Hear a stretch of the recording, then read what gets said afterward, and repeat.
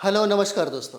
उम्मीद है आप सभी लोग अच्छे होंगे, बढ़िया होंगे आप सभी लोग। तो जैसा कि हम लोग आज होमवर्क सीरीज में देखेंगे महत्वपूर्ण टॉपिक को, और ये टॉपिक हमारा हो जाएगा, सब्जेक्ट हो जाएगा भारतीय राज्य व्यवस्था एवं शासन। भारतीय राज्य व्यवस्था एवं शासन के संदर्भ में बहुत ऐसे टॉपिक हैं जो पूछे जाते हैं आपके एग्जाम से रिलेटेड। कहें तो सिलेबस है, एक सिलेबस है। पीआरटी के एग्ज़ाम में अगर इस सिलेबस को कंप्लीट कर लिया जाए तो प्रश्न नहीं छूटता है, क्योंकि बीपीएससी की तरफ से जो सिलेबस दिया गया है वही सिलेबस के अकॉर्डिंग ही हम पीआरटी में अपना होमवर्क सीरीज देते हैं। और टॉपिक वाइज टॉपिक जितने भी प्रश्न बनते हैं, जिस टॉपिक से जितने प्रश्न बनते हैं, संभावित प्रश्न होते हैं या एससीईआरटी एनसीईआरटी संदर्भ होते हैं, उन सारे संदर्भों को यहाँ पर आपसे होमवर्क सीरीज के माध्यम से वो सारा प्रश्न करवाया जाता है, डिस्कशन करवाया जाता है, उसके संदर्भ में चीज़ें बताई जाती हैं। तो चलिए हम लोग प्रारंभ करें, क्या क्या हमारा टॉपिक इम्पोर्टेंट हो जाएगा आपके एग्ज़ाम के लिए। तो यहाँ पर देखेंगे भारत का संवैधानिक विकास, जो हमेशा एक या दो प्रश्न पूछा जाता है।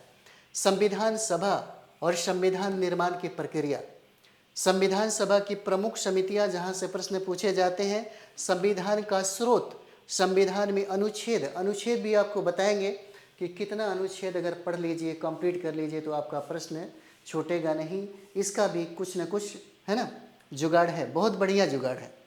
अगर आपको ये बात समझ में आ जाती है कि कौन कौन सा स्रोत और कौन कौन सा अनुच्छेद और समितियां देखा जाए ताकि प्रश्न ना छूटे, तो सारा चीज़ इसमें बताया गया है।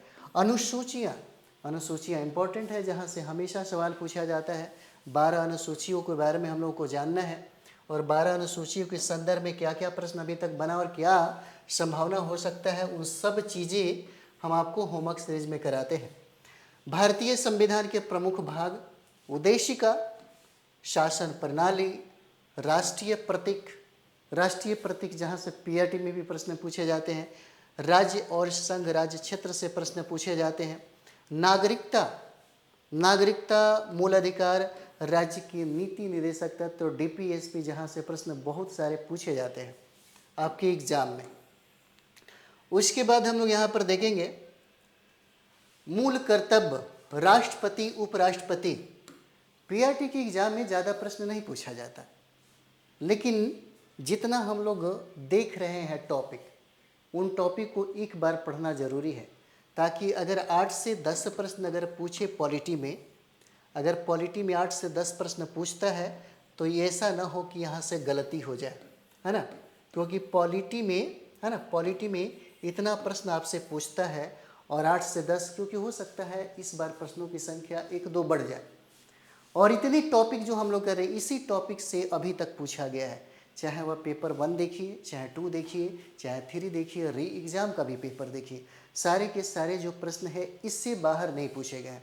इसलिए हम आपको बताना चाहेंगे कि यदि आप इतने टॉपिक को कंप्लीट कर लेते हैं तो आपका पॉलिटी का पेपर कंप्लीट हो जाता है। संदर्भ भी हम आपको बताएंगे क्या क्या पढ़ना है ना। तो यहाँ पर राज्य की नीति निदेशक तत्व पढ़ना है, मूल कर्तव्य पढ़ना है, राष्ट्रपति हो गया, उपराष्ट्रपति पढ़ने हैं, है ना। केंद्रीय मंत्री परिषद पढ़ना है आपको, केंद्रीय मंत्री परिषद, महान्यायवादी सीएजी, वरीयता अनुक्रम सर्वोच्च न्यायालय, राज्यपाल और राज्य विधानमंडल, उच्च न्यायालय, केंद्र राज्य संबंध और आपात उपबंध पढ़ना है ना। और आपात उपबंध के बाद योजना आयोग, नीति आयोग, संविधान संशोधन और स्थानीय स्वशासन से संबंधित प्रश्न पूछे जा सकते हैं, है ना। इससे संबंधित प्रश्न जो है आपसे पूछे जा सकते हैं। अभी इस बात को समझिए कि यदि हमें इन टॉपिक को कंप्लीट करना है तो कौन ऐसी किताबें हैं जहां से हम ये सारे प्रश्नों को पीआरटी के एग्ज़ाम में, है ना, पीआरटी के एग्ज़ाम में सारे के सारे प्रश्न जो है 8 से 10 प्रश्न जो पूछे जाते हैं वो 8 से 10 प्रश्न हमारा बन जाए। तो सबसे ज़्यादा ज़रूरी है जिन टॉपिक की हम चर्चा किए उस टॉपिक को आप बहुत बढ़िया तरीके से पढ़ाई कर लीजिए, स्टडी कर लीजिए। उसके बाद दिमाग में ये चलता है कि कौन सा संदर्भ पढ़ा जाए ताकि सारे प्रश्नों को, है ना, हम सॉल्व कर सकें। तो संदर्भ में हम आपको यही कहेंगे कि यदि आपके पास टाइम अच्छा है, क्योंकि टाइम तो अच्छा ऑलरेडी है ही, तो एससीईआरटी की किताबें पढ़ लीजिए एक बार। यदि आप एससीईआरटी की किताबें और एनसीईआरटी की किताबें अगर पढ़ लेते हैं जो भी टॉपिक हमने आपको बताया है, तो फिर ये सारे के सारे जो प्रश्न है, चाहे वो 8 पूछे या 7 पूछे या 10 पूछे, 10 में 10 प्रश्न बना दीजिएगा इतना ही से, SCERT और NCERT से ही। क्योंकि पॉलिटी में जो प्रश्न पूछे जाते हैं बहुत ही साधारण प्रश्न पूछे जाते हैं, ऐसा नहीं है कि बहुत ही टफ है।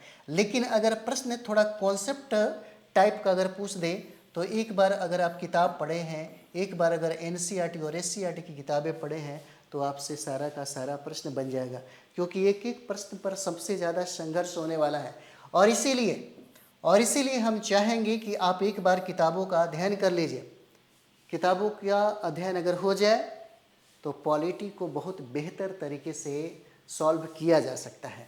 और हमारे यहाँ जो होमवर्क सीरीज प्रारंभ है, इस होमवर्क सीरीज में हम लोग टॉपिक वाइज टॉपिक, है ना, टॉपिक वाइज टेस्ट सीरीज लेते हैं।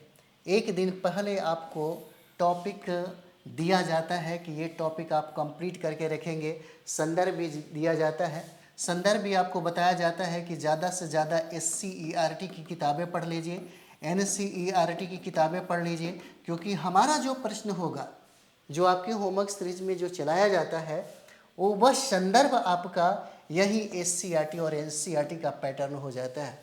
SCERT और NCERT से प्रश्न जो बनाए जाते हैं, जो पूछे जाते हैं, वही टॉपिक वाइज टॉपिक हम लोग कंप्लीट कराते हैं, ताकि आपका सिलेबस भी कंप्लीट हो और साथ ही साथ आपका समझ विकसित हो सब्जेक्ट के प्रति। जब तक आपका सब्जेक्ट के प्रति ग्रोथ नहीं होता है, क्योंकि SCERT और NCERT पढ़ने से आपके सब्जेक्ट का ग्रोथ होता है और ये सबसे ज़्यादा ज़रूरी है। यदि आप SCERT और NCERT कंप्लीट कर लेते हैं तो फिर आपको कोई दिक्कत नहीं होगा एग्ज़ाम को फाइट करने में।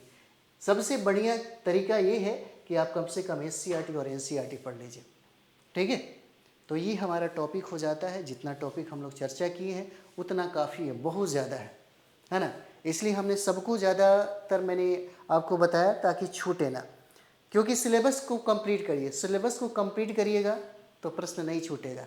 120 प्रश्न जो पूछे जाते हैं आपके PRT के एग्ज़ाम में, आराम से 90 प्लस कर सकते हैं आप, यदि सिलेबस को कंप्लीट किए हुए हैं, रिवाइज किए हुए हैं, होमवर्क सीरीज अगर किए हुए हैं, तब तो कोई दिक्कत नहीं है। 120 में 90 प्लस आपका आना ही है और आ भी जाता है, ठीक है। तो चलिए आप लोग बढ़िया तरीके से इसको तैयारी करिए। मिलते हैं हम लोग क्लास में, मिलते हैं। थैंक यू वेरी मच आप सभी लोगों को।